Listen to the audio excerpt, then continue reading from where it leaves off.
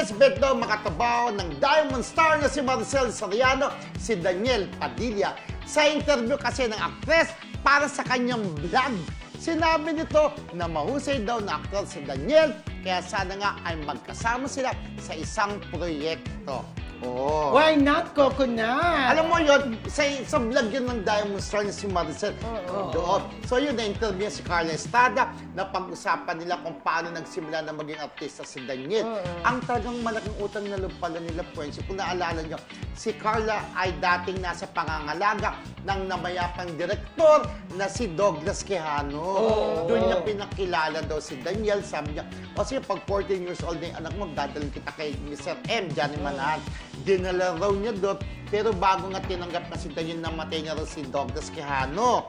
So, nung namatay doon si Douglas Quijano, talagang sobrang natuwa siya dahil tinanggap. Kung doon ako nagkakamali, unang-unang nagawa niyang show ni Daniel sa ABS ay yung Growing Up. May tanong pa nga ako doon sa mga lalaki bida doon. Sabi ko pa nga, sabi niya, wag yun yung tanong mo. Sabi ko, kayo, as growing up, siyempre, na-experience yun na ba mag-anits-nits? Kasi di ba yung mga lalaki, mga kabataan, nag-anits-nits? Parang isap natin, teenagers sila, nag-anits-nits sila, di ba? Part ng growing up yun di ba?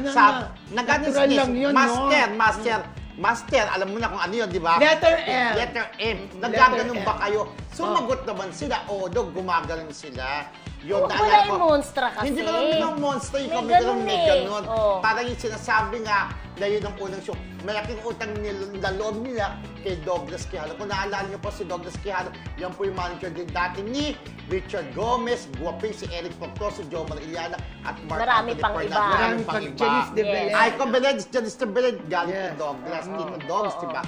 So yun. Sana magkaroon sila ng chance na magka-project, diba? Wala pa silang project together, di ba, kahit serye. Pero parang feeling ko, malapit na yan. Sabi nga ni Carla, ano bang gusto mong maging role ko? Maging role namin ng anak mo, sabi ni Maricel kay Carla. Sabi niya, gusto ko mag-ina kayo, pero heavy drama. Kasi alam niya parehas na mahusay na actor yung anak niya, si Maricel naman, award-winning actress. Kaya maganda nga drama-dramahan, di ba? Sana matuloy, magkaroon nga ng project. Sana marinig ng ABS. Hindi malabong mangyari dahil nasa isang bakuran naman sila, di ba? Mangyayari talaga yan. Correct. Yes, yan ang wish ng Diamond Star Maricel Soriano na naalala ko dati. Pag nakikita doon siya ni Daniel, ang sabi sa kanya, buong pangal, Tita Maricel Soriano, Tita Maricel Soriano. Gumaganon daw si Daniel. Buo talaga, no? Buo daw. Hi, Daniel Padilla. Daniel Padilla. Hindi naman gumaganon. Okay. Ay, anak, sabi. Yes.